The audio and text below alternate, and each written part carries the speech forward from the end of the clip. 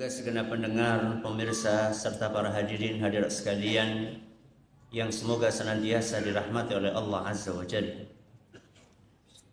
Tema yang tertulis di flyer apa? Ini pada baca apa belum? Hah?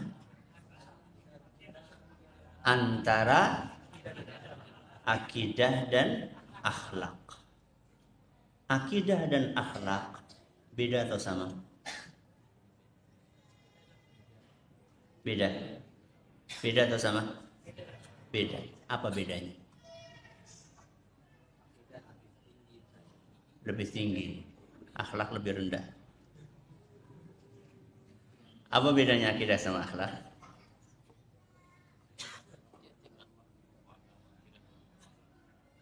Akidah biasanya dominan sesuatu yang sifatnya batiniah. Sedangkan akhlak biasanya dominan sesuatu yang sifatnya lahiriah. Apa bedanya batiniah sama lahiriah?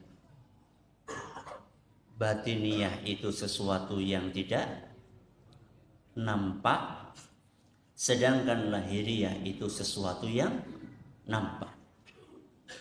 Sehingga kalau kita perhatikan, ketika Nabi kita Muhammad sallallahu alaihi wasallam ditanya oleh malaikat Jibril tentang iman, mal iman, apakah keimanan itu? Maka Nabi kita sallallahu alaihi wasallam menjawab dengan sesuatu yang sifatnya batiniyah. An tu'mina billahi wa malaikatihi wa kutubihi wa rusulihi wal yaumil akhiri wa tu'mina bil qadari khairihi wa syarrihi. Ketika Nabi SAW ditanya tentang keimanan, maka Nabi SAW menyebutkan sesuatu yang sifatnya keyakinan. Keyakinan tentang Allah, keyakinan tentang malaikat, keyakinan tentang para rasul, tentang kitab-kitab, sampai nomor yang keenam, yaitu beriman dengan takdir yang baik maupun yang buruk. Jadi perbedaannya, akidah itu biasanya identik dengan sesuatu yang sifatnya batiniyah, sedangkan akhlak itu biasanya identik dengan sesuatu yang sifatnya lahiriah. Tapi apakah akidah itu melulu sesuatu yang sifatnya batiniyah, atau juga bisa melahirkan sesuatu yang sifatnya lahiriah? Bisa atau tidak? Bisa. Walaupun akidah itu aslinya bertempat di dalam hati, akan tetapi akidah yang benar akan menghasilkan perilaku yang baik. Saya ulangi, akidah yang benar akan menghasilkan perilaku yang baik. Coba kita simak apa yang disampaikan oleh Allah Subhanahu wa taala dalam Al-Qur'an surat Ibrahim. Surat Ibrahim itu surat nomor berapa? 14. Masya Allah. Nggak lihat Google kan? Surat Ibrahim ayat 24. Surat apa? Ibrahim ayat 24. Apa kata Allah Subhanahu wa taala? Alam tara kaifa daraballahu mathalan kalimatan tayyibatan kasyajaratin tayyibatin asluha thabitun wa far'uha fis sama. Di dalam ayat ini Allah Subhanahu wa taala membuat perumpamaan tentang kalimat tauhid. Diumpamakan oleh Allah Subhanahu wa taala kasyajaratin tayyibatin, seperti pohon yang subur, seperti pohon yang kuat, seperti pohon yang sehat. Apa ciri khasnya pohon yang sehat? asluha thabit. Apa asluha? Akarnya kuat. Itulah akidah. Jadi akidah yang baik adalah akidah yang menghujam ke dalam dada dan kuat. Cukup hanya sekedar akar kuat? Tidak. Wa far'uha fis sama. Dan batangnya, kemudian ranting-rantingnya menjulang tinggi ke langit. Para ulama tafsir ketika menafsirkan ayat ini, mereka mengatakan bahwa akidah yang kuat akan menghasilkan ibadah yang baik dan akhlak yang mulia. Jadi batang, kemudian apa tadi? Ranting, dahan, itu adalah ibadah-ibadah yang kita kerjakan dan juga akhlak mulia yang kita praktekkan di dalam kehidupan sehari-hari kita. Berarti akidah yang baik akan menghasilkan apa? Perilaku yang baik pula. Oke. Akidah dan akhlak, mana yang lebih penting? Jangan bilang dua-duanya. Pertanyaannya bukan mana yang penting. Pertanyaannya adalah mana yang lebih penting. Saya kasih ilustrasi.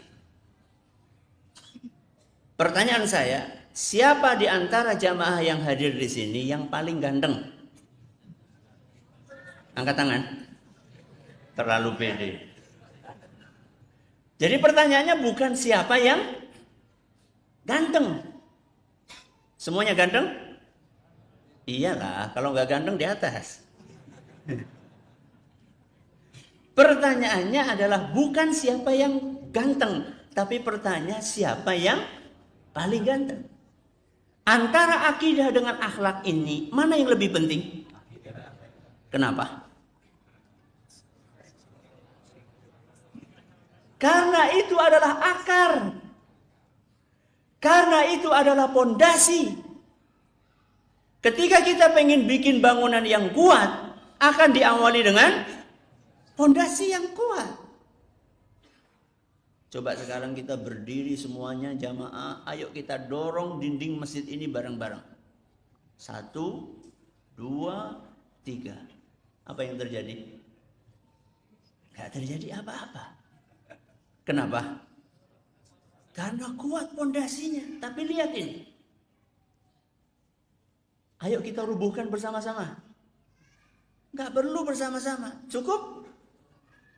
Hanya dengan sudah selesai kan? Pilbub. Ya, khawatirnya nanti kan. Gampang, tinggal diapain? Kok nggak jatuh ya? Tinggal kita dorong. Kenapa ini gampang jatuh? Karena tidak ada pondasinya. Maka jangan heran seandainya Nabi SAW menghabiskan separuh lebih dari masa dakwah beliau untuk menanamkan pondasi akidah. Nabi SAW diangkat menjadi Rasul usia berapa? 40. Beliau wafat usia berapa? 63. Beliau SAW mendakwahkan tauhid di Mekah berapa tahun? 13 tahun. Coba bayangkan. 13 tahun dibanding berapa? 10 tahun. 13 tahun itu adalah fase Mekah. 10 tahun itu fase Madinah. 13 tahun Nabi SAW menanamkan akidah buat umat. 10 tahun berikutnya Nabi SAW mengajarkan tentang ibadah, mengajarkan tentang akhlak, mengajarkan tentang muamalah. Dari angka itu saja kita sudah bisa memahami bahwa yang lebih penting adalah akidah. Apakah akhlak tidak penting? Penting, tapi lebih penting akidah karena akidah adalah pondasi. Oke? Kalau memang akidah lebih penting, terus kenapa Nabi SAW bersabda, "Innama bu'ithu liutammima makarimal akhlaq. Siapa yang bisa menerjemahkan dengan benar hadis ini? Angkat tangan. Ya, coba. Sesungguhnya aku diutus dalam untuk menyempurnakan akhlak yang mulia. Masya Allah, betul sekali. Innama bu'ithtu liutammima makarimal akhlaq. Sesungguhnya aku diutus oleh Allah hanya untuk menyempurnakan akhlak mulia. Perhatikan, ada kata apa? Hanya untuk. Kenapa ada kata hanya untuk? Karena ada innama. Sesungguhnya aku diutus hanya untuk menyempurnakan akhlak mulia. Berarti misi Nabi SAW apa? Akhlak atau akidah? Kok bingung? Lihat hadisnya. Aku diutus hanya untuk menyempurnakan akhlak mulia. Berarti misi Nabi SAW diutus untuk akidah atau akhlak?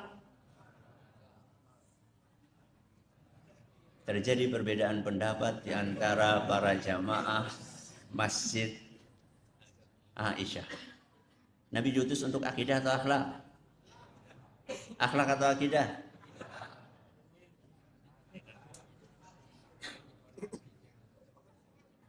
Selama ini yang muncul di dalam persepsi kebanyakan orang ketika berbicara tentang akhlak hanya akhlak kepada manusia. Padahal akhlak itu cakupannya lebih luas. Akhlak itu nggak cuma kepada manusia. Akhlak yang tertinggi adalah akhlak kepada Allah. Itulah akidah. Berarti Nabi SAW diutus untuk akhlak atau untuk akidah? Untuk dua-duanya. Untuk akhlak iya, untuk akidah juga iya. Karena akidah bisa dimasukkan ke dalam akhlak kalau akhlak ini ditafsirkan dengan penafsiran yang lebih luas. Yaitu akhlak yang mencakup akhlak kepada Allah dan akhlak kepada sesama manusia. Oke. Berarti akidah penting atau tidak? Akhlak penting atau tidak? Sangat penting. Apa arti dakwah sunnah memprioritaskan akidah? Ada sebagian orang memiliki kesalahan di dalam memahami hal ini. Bahwa ahlus sunnah, bahwa salafiyun itu menjadikan akidah sebagai prioritas utama. Itu betul. Akan tetapi ada kesalahpahaman yang muncul ketika ada orang beranggapan bahwa kita memprioritaskan akidah artinya tidak memperhatikan akhlak. Salah atau benar? Salah atau benar? Salah. Coba saya tanya sama jamaah sekalian. Nabi kita Muhammad sallallahu alaihi wasallam ketika beliau membenahi akidah umat selama 13,5 tahun saat beliau di Mekah, apakah Nabi kita sallallahu alaihi wasallam akhlaknya baik atau buruk? Baik atau buruk? Baik sekali. Sehingga kita ahlus sunnah memprioritaskan akidah tidak berarti mengabaikan akhlak. Contohnya adalah siapa? Nabi kita Muhammad sallallahu alaihi wasallam. Makanya Rasulullah sallallahu alaihi wasallam ramah atau tidak? Ramah. Suka cemberut atau tidak? Tidak suka. Coba sekarang bandingkan dengan sebagian dari kita. Ketika sudah ngaji, yang dulu awalnya sebelum ngaji ramah, sekarang setelah ngaji sukanya marah-marah. Dulu ramah-ramah, sekarang apa? Marah-marah. Dulu biasanya ketemu sama orang tersenyum, setelah ngaji Ketemu sama orang selalu giginya itu ditutup. Karena dia pikir gigi adalah aurat. Gigi aurat atau bukan? Gigi aurat atau bukan? Tergantung. Gigi siapa? Kalau kita ikhwan, ya kita para ikhwan, gigi aurat bukan? Bukan.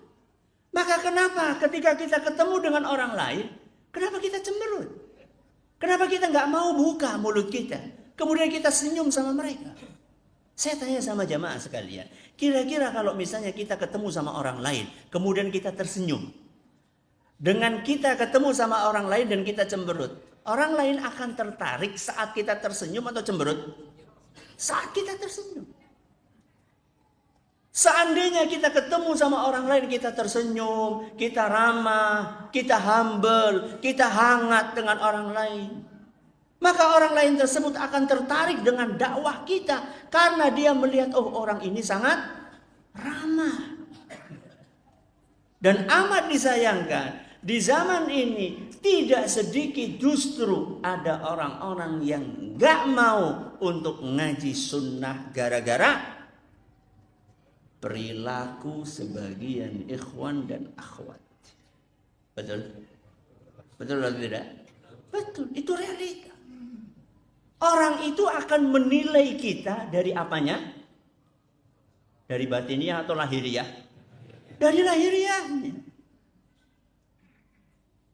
Maka memperhatikan lahiriah kita, raut muka kita, tutur kata kita, cara kita berjalan, cara kita bersikap, itu menjadi salah satu yang harus kita prioritaskan di dalam kita mendakwahkan akidah.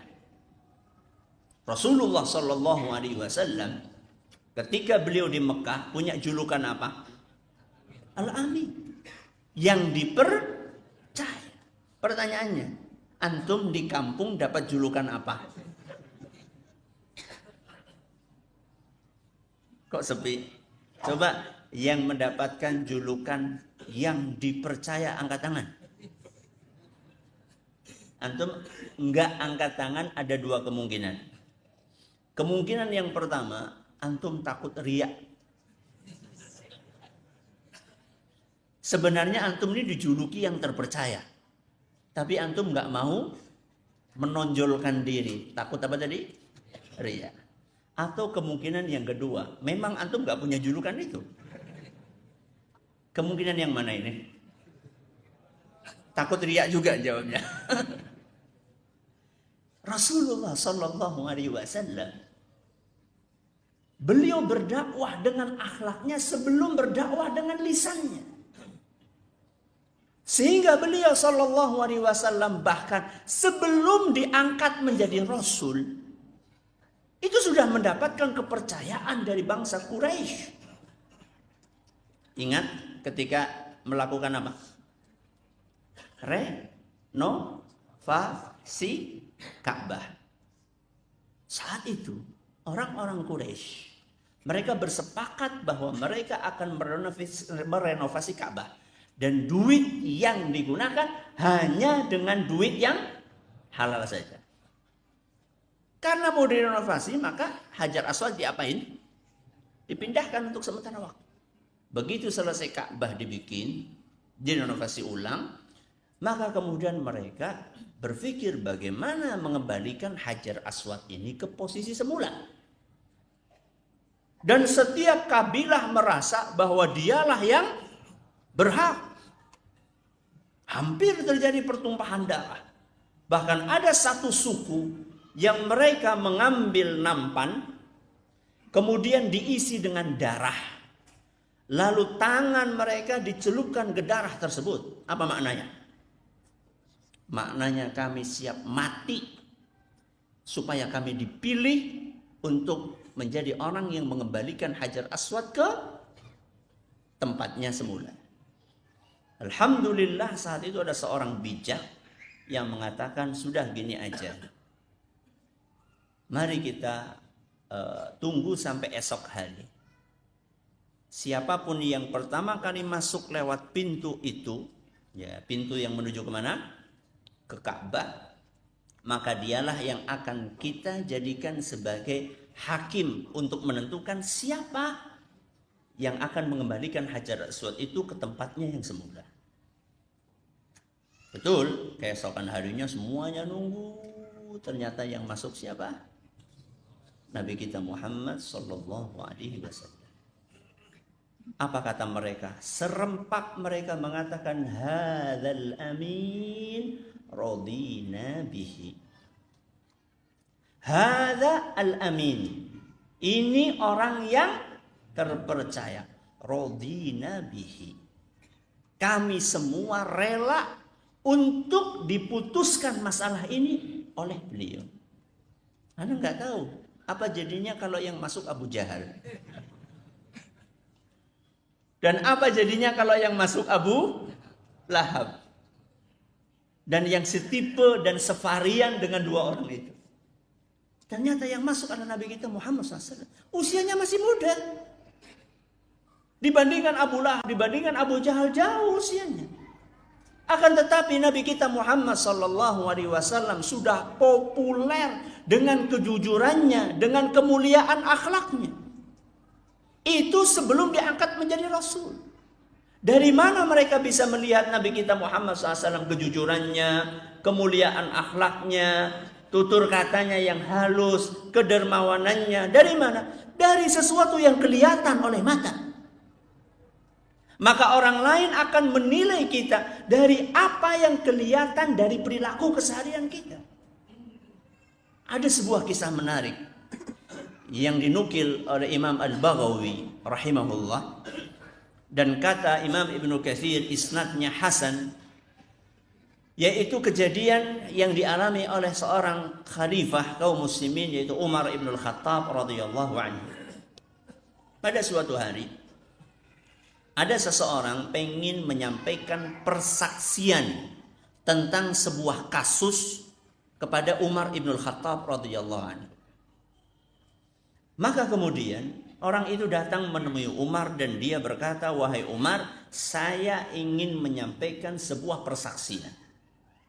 Apa kata Umar? "Lastu a'rifuk wa la yadhurruka alla a'rifak." Saya enggak kenal kamu itu siapa. Dan enggak masalah saya enggak kenal kamu. I'ti biman ya'rifuk. Tapi mohon datangkan seseorang yang kenal kamu, supaya saya bisa menerima persaksian. Jadi Umar nggak tahu orang ini siapa. Katakanlah si A. Si A ini datang kepada Umar, pengen menyampaikan persaksian. Kata Umar, saya nggak tahu kamu itu siapa. Tapi tolong datangkan orang lain yang kenal kamu itu siapa. Maka didatangkanlah si B. Siapa? Si B. Fabi ayyi syai'in ta'rifu? Ditanya si B sama Umar. Kamu kenal si A seperti apa? Oh, dia orangnya sopan, orangnya mulia, orangnya adil. Kata siapa? Kata si B. Apakah Umar langsung menerima? Langsung menerima? Apa kata Umar? Fahuwa jarukal adna alladhi ta'rifuhu laylahu wa naharahu wa madkhalahu wa makhrajah. Kamu katakan si A ini baik dari mana? Apakah engkau tetangga dekatnya? Sehingga engkau tahu siang harinya kayak apa, malam harinya kayak apa, kalau masuk rumah kayak apa, kalau keluar rumah kayak apa. Apakah engkau tetangga dekatnya? Apa kata si B? Tidak. Oke. Pertanyaan yang kedua. Fa'amalaka bid-dinari wa dirhamil ladzaini bihima yustadallu 'alal wara'. Apakah engkau pernah punya urusan duit sama si A? Urusan duit itu contohnya apa? Utang, terus apa lagi? Bisnis. Ya. Apa kata si B? Tidak pernah.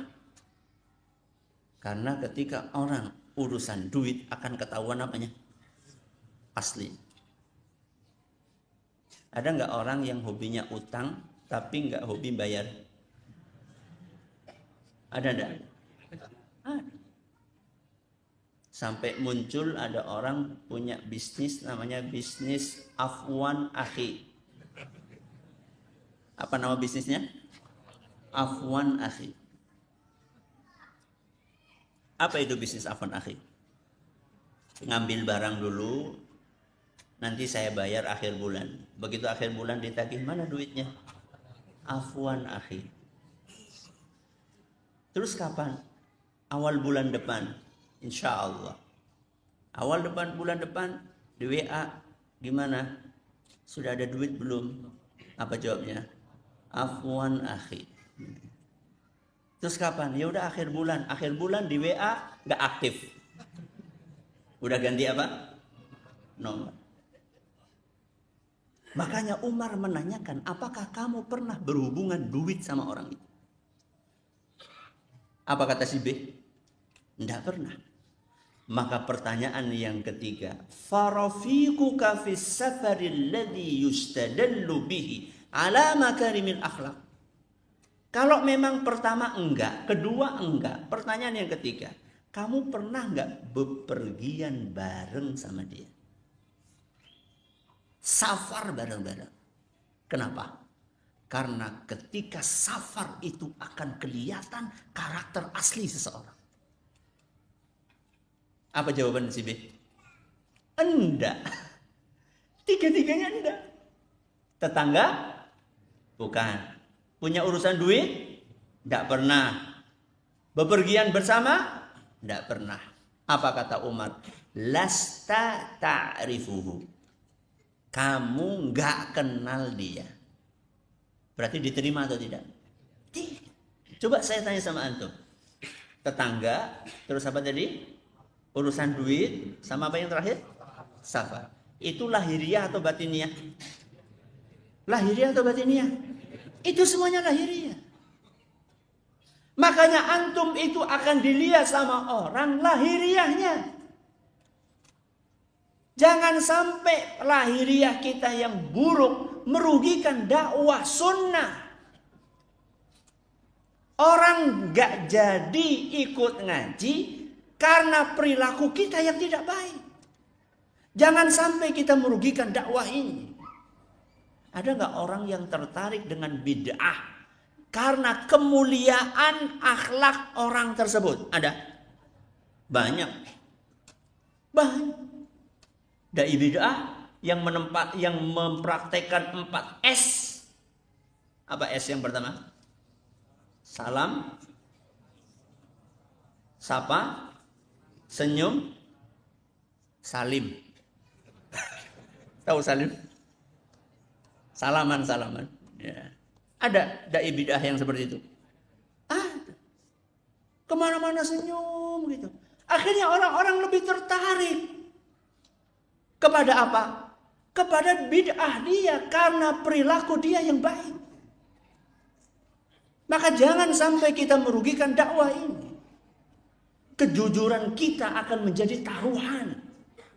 Ingat enggak Rasulullah sallallahu alaihi wasallam ketika beliau hijrah ke kota Madinah, malam terakhir sebelum beliau hijrah, salah satu pesan terpenting yang beliau sampaikan kepada Ali bin Abi Thalib, apa coba? Mengembalikan barang titipan. Jadi selama ini Nabi SAW kan punya gelar apa tadi? Al-Amin, yang terpercaya. Dan salah satu dari konsekuensi Nabi SAW mendapatkan julukan yang terpercaya, orang-orang kalau mau kemana-mana nitip barang sama siapa? Nabi kita Muhammad sallallahu alaihi wasallam. Ada emas, ada perak, ada duit, ada macam-macam barang berharga kepada Nabi SAW. Dan yang nitip itu orang Islam atau orang kafir? Dua-duanya, orang Islam, orang kafir.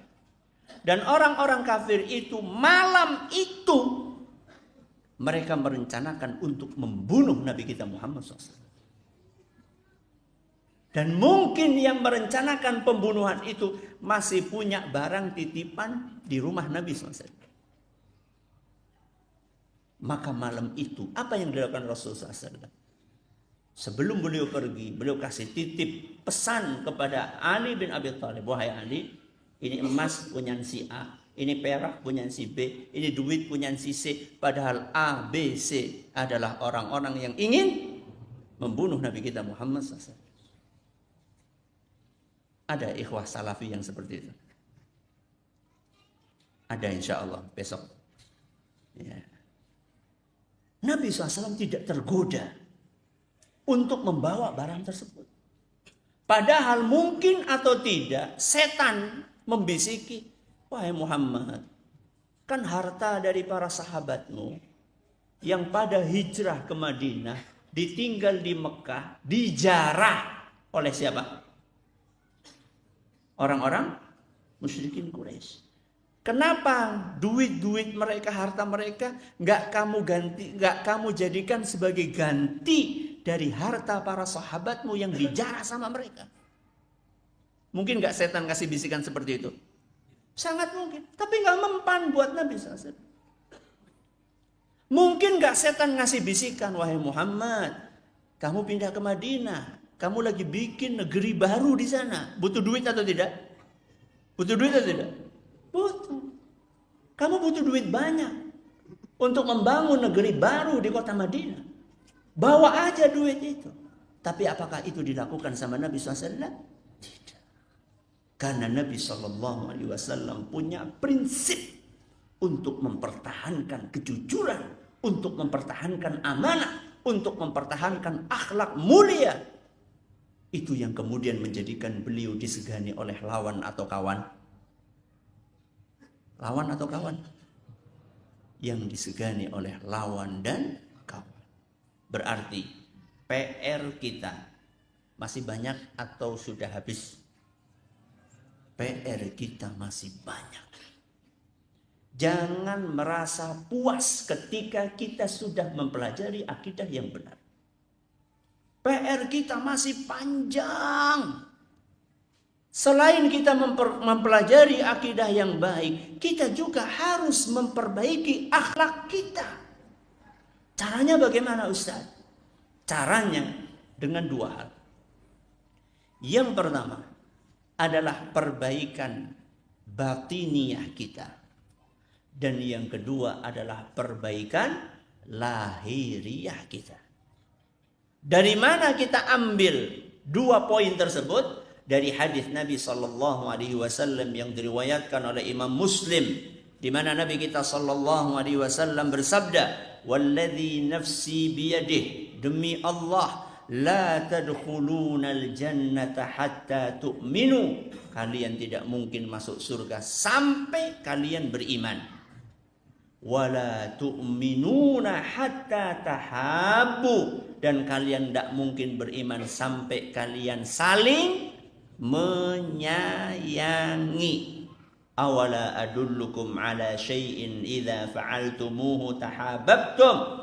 Maukah kalian ku beritahu tentang sesuatu yang andaikan kalian praktekkan maka kalian akan saling mencintai? Afshus salama bainakum, tebarkanlah salam di antara kalian. Dua poin penting yang disebutkan oleh Nabi SAW agar kita sempurna keimanan kita. Yang pertama, saling menyayangi. Itu batiniah atau lahiriah? Batiniah. Yang kedua apa? Saling mengucapkan salam. Itu lahiriah atau batiniah? Itu lahiriah. Maka untuk memperbaiki akhlak, kita harus melakukan dua hal tersebut. Yang pertama adalah perbaikan batin, yang kedua perbaikan lahir. Perbaikan batin. Kenapa kita harus awali dengan perbaikan batin? Karena semuanya berawal dari hati. Apa hadisnya? Apa hadisnya? Ala wa inna fil jasadi mudghah. Ketahuilah bahwasanya di dalam tubuh kita ada segumpal daging. Idza salahat salahal jasadu kullu. Kalau segumpal daging ini baik, maka seluruh tubuh kita akan baik. Wa idza fasadat fasadal jasadu kulluh. Seandainya segumpal daging ini rusak, maka seluruh tubuh kita akan rusak. Ala wahiyal qalb. Ketahuilah bahwa segumpal daging itu adalah qalbu. Qalbu itu apa? Hati atau jantung? Hah? Hati atau jantung? Jantung. Jantung atau hati? Hati. Liver berarti. Liver atau jantung? Hah? Jantung. Berarti kalau Ustadz menyampaikan pengajian tentang obat penyakit-penyakit hati, itu berarti diganti gitu ya. Obat penyakit-penyakit jantung gitu. Hah? Jantung atau hati? Hati. Hati tempatnya di mana? Di dada atau di perut? Hah? Di dada. Hati tempatnya di dada, liver tempatnya di dada. Di mana? Di perut. Nabi SAW ketika mengatakan at-taqwa hahuna, takwa ada di sini. Nabi nunjuk ke dada atau ke perut? Ke dada. Berarti maksudnya apa? Jantung atau hati? Jantung. Qalbu itu jantung. Bukan apa? Bukan liver. Tapi sudah terlanjur. Terjemahannya apa? Hati. Karena kayak tadi itu. Nanti kalau misalnya kita ubah tadi Ustadz menyampaikan pengajian tentang apa? Obat penyakit-penyakit jantung. Orang sudah terlanjur pahamnya apa? Hati. Tapi yang lebih aman ya kolbu. Apa? Kolbu. Jadi kolbu yang dimaksud adalah jantung. Ya, adalah jantung. Walaupun sudah terlanjur ditafsirkan atau dimaknai di Indonesia dengan kata hati. Jadi semuanya diawali dari perbaikan batin. Orang itu akan mulia akhlaknya kalau hatinya bersih. Orang itu akan baik tutur katanya kalau hatinya itu tidak dikotori dengan penyakit. Kullu ina'in bima fihi yandahu. Setiap gelas itu akan mengeluarkan isinya. Setiap apa? Gelas akan mengeluarkan isinya. Ini gelas isinya apa? Air putih. Ketika kita tuangkan yang keluar apa? Air putih. Ketika gelas ini diisi dengan air comberan, maka ketika dituangkan keluarnya apa? Air comberan. Maka tutur kata yang kotor, yang suka mengumpat, itu diawali dari apa? Hati yang kotor. Apa yang keluar dari mulut, itulah isi hati seseorang. Sehingga kalau kita pengen berakhlak mulia, itu diawali dari perbaikan hati kita. Salah satunya adalah apa yang disampaikan oleh Nabi SAW. La tu'minu hatta tahabu. Kalian tidak mungkin beriman sampai kalian saling mencintai. Sesama apa? Sesama muslim. Sesama muslim. Ustaz, muslim itu kan ada yang imannya tinggi, ada yang imannya rendah. Yang kita cintai yang mana? Yang tinggi atau yang rendah? Dua-duanya. Tapi kadar kecintaan kita kepada orang yang imannya tinggi dengan kadar kecintaan kita kepada orang yang imannya rendah, sama atau beda? Beda. Saya tanya sama jamaah sekalian, ada nggak muslim yang melakukan bid'ah? Ada nggak? Berhak nggak dia dicintai? Berhak nggak? Berhak. Mencintai ahlul bid'ah? Hah? Berhak. Yakin? Kita cintai apanya? Keimanan yang dimilikinya. Bid'ahnya kita cintai? Enggak.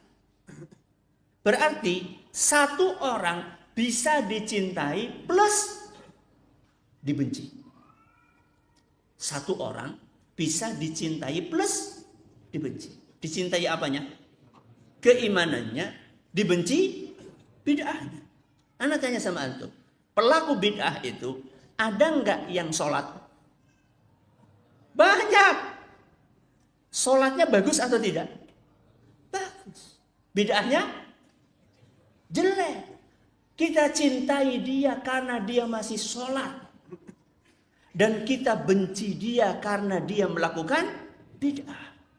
Apa kata Syekhul Islam Ibn Taimiyah rahimahullah? Wa idza ijtama'a fi ar-rajulil wahidi khairun wa syarrun wa fujurun wa ta'atun wa ma'siyatun wa sunnatun wa bid'atun.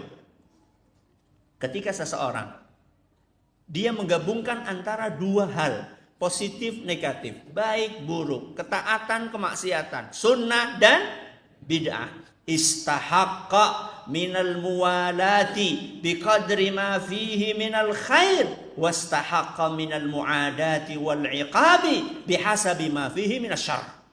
Orang ini berhak untuk dibenci dan dicintai. Dibenci dan dicintai. Dibenci karena dia masih punya keimanan, maaf. Dicintai karena dia masih punya keimanan, dan dibenci karena dia melakukan kemaksiatan dan bid'ah. Maka ketika kita ketemu sama orang yang gak suka dengan dakwah sunnah, tapi dia rajin sholat, rajin baca Quran, rajin zikir, boleh gak kita cintai? Boleh, karena dia masih punya keimanan. Dan mungkin saja orang tersebut benci kepada dakwah sunnah karena ketidaktahuannya. Mungkin, sangat mungkin. Tak kenal? Maka kata saya, al-insanu aduwwu ma jahilahu. Manusia itu akan memusuhi sesuatu yang tidak dia kenal. Ada nggak orang yang awalnya benci banget dengan dakwah sunnah? Karena ketidaktahuannya. Setelah tahu dia cinta berat sama dakwah sunnah. Ada? Banyak. Banyak. Maka lakukan pendekatan kepada mereka. Senyum sama mereka. Salam sama mereka. Selama tidak atau belum disyariatkan untuk dihajar. Karena dia masih bisa untuk didekati. Maka lakukan pendekatan kepada mereka. Apa pesan dan wasiat yang disampaikan oleh Syekh Al-Albani rahimahullah? Setahun menjelang wafatnya beliau. Beliau menyampaikan, orang yang paling berhak untuk kita sikapi dengan hikmah adalah orang yang paling keras permusuhannya kepada kita. Apa kata beliau? Orang yang paling berhak untuk kita sikapi dengan hikmah adalah orang yang paling keras permusuhannya kepada kita. Kalau kita gimana? Semakin keras, kita juga semakin apa? Keras. Dikira nggak bisa, Pak? Jadi atos, ya, keras lawan apa? Keras. Akhirnya api ketemu bensin. Harusnya kan api ketemu air. Beliau punya alasan. Kenapa semakin keras permusuhan seseorang kepada kita, kita harus semakin hikmah kepada dia. Karena supaya kita tidak menggabungkan antara beratnya dakwah sunnah dengan beratnya metode kita berdakwah secara kasar. Dakwah sunnah itu berat atau ringan? Kenapa? Karena orang menyimpang, diapain? Diluruskan. Berat? Berat. Orang sudah melakukan ritual puluhan tahun, bid'ah. Kita katakan ini bid'ah. Berat atau ringan? Berat. Jangan engkau gabungkan dengan beratnya konten dakwah sunnah dengan beratnya caramu berdakwah yang kasar.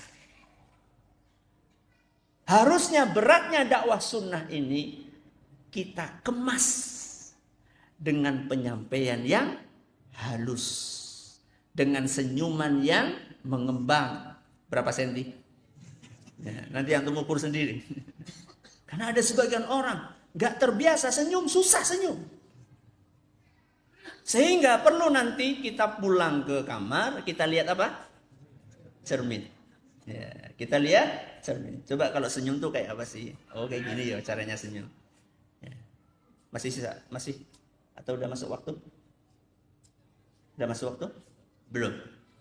Ana awal-awal di syuting sama Yufid dikritik Ana sama pemirsa. Ustaz, antum tuh kalau ngisi serem, Ustaz. Apa? Serem. Gak senyum antum, Ustaz. Apa iya sih? Ana pikir Ana sudah terlalu pede gitu ya. Ternyata betul, Ana lihat apanya? Rekamannya. Iya ya, Ana kok serem banget ngisinya ya. Ternyata senyum pun butuh apa? Butuh latihan. Anda lihat ke cermin, senyum tuh kayak gini ya.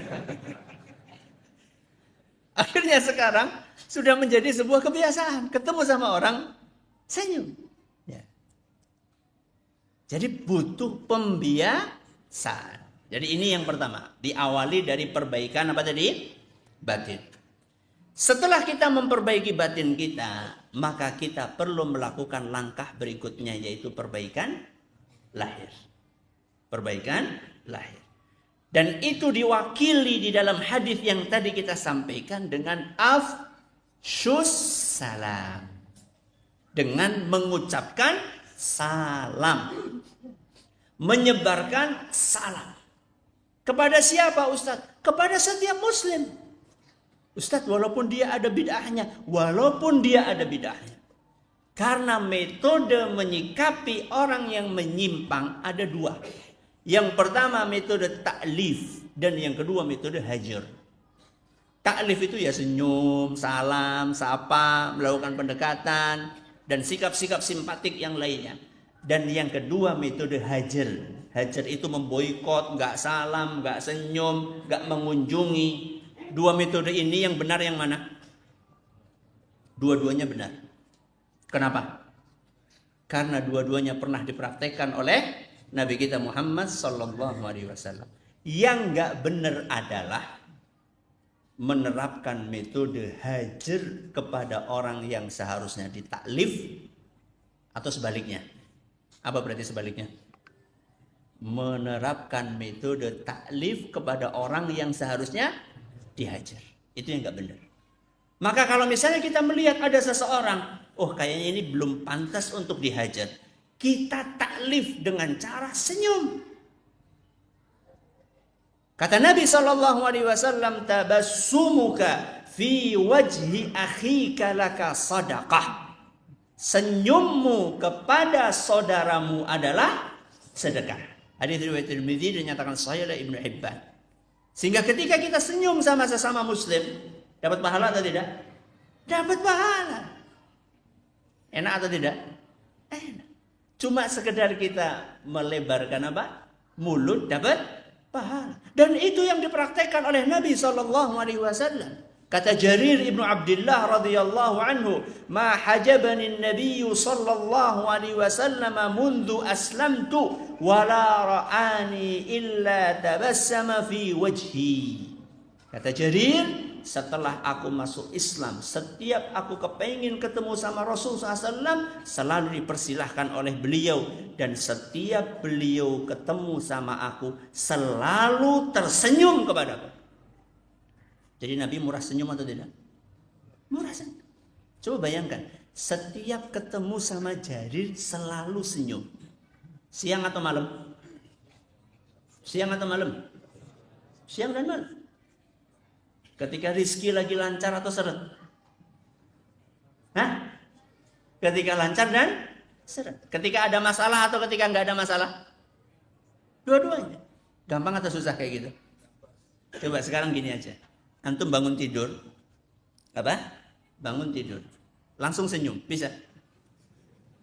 Bisa atau tidak? Bisa. Kalau tidurnya nyenyak ya. Bisa kalau itu dilatih. Ya. Kapan mulai latihan? Besok. Ya. Jadi nanti antum dibangunin sama istri untuk sholat subuh. Gimana antum responnya? Jazakillah khairan. Terus tidur lagi gitu. Enggak. Jazakillah khairan. Senyum lagi. Ya. Jadi jangan sampai kita mempraktekkan senyum kemana-mana kepada istri, nggak senyum, jangan. Mempraktekkan senyum kepada orang lain, kepada anak, nggak pernah senyum, jangan seperti itu. Contoh apa yang dipraktekkan oleh Nabi kita Muhammad Sallallahu Alaihi Wasallam. Jadi jangan sampai muncul persepsi bahwa setelah ngaji harus bermuka sangar. Tahu sangar? Serem. Jangan sampai muncul persepsi seperti itu. Justru Nabi kita Muhammad Sallallahu Alaihi Wasallam mengajarkan kepada kita agar kita banyak-banyak tersenyum, karena senyum adalah sedekah. Kita ulangi dari awal. Apa bedanya akidah sama akhlak? Akidah biasanya sifatnya batiniyah, sedangkan akhlak biasanya sifatnya lahiriah. Antara akidah dan akhlak lebih penting mana? Lebih penting akidah. Kenapa lebih penting akidah? Karena akidah adalah pondasi. Apa artinya memprioritaskan akidah? Artinya adalah menjadikan waktu kita lebih banyak untuk mengajarkan akidah. Apakah artinya kita memuliakan? Apakah artinya kita mengabaikan akhlak? Tidak sama sekali. Justru malah akhlak itu adalah sarana kita untuk menularkan akidah kepada orang lain. Yang terakhir, bagaimana cara memperbaiki akhlak? Dengan perbaikan batin, kemudian dengan perbaikan lahir. Perbaikan batin kita ambil dari sabda Nabi Sallallahu Alaihi Wasallam, kalian tidak akan beriman sampai saling mencintai. Perbaikan lahir kita ambil dari sabda Nabi SAW, afshus salama bainakum, tebarkanlah salam di antara kalian. Semoga apa yang kita pelajari bermanfaat bagi kita semuanya. Wassallallahu ala nabiyyina Muhammadin wa ala alihi wa sahbihi ajma'in. Wa akhiru da'wana alhamdulillahi rabbil alamin. Sudah masuk waktu? Sudah? Baik. Kita cukupkan sampai di sini. Semoga bermanfaat bagi kita semuanya. Subhanakallahumma bihamdika asyhadu an la ilaha illa anta astaghfiruka wa atubu ilaik. Assalamualaikum warahmatullahi wabarakatuh.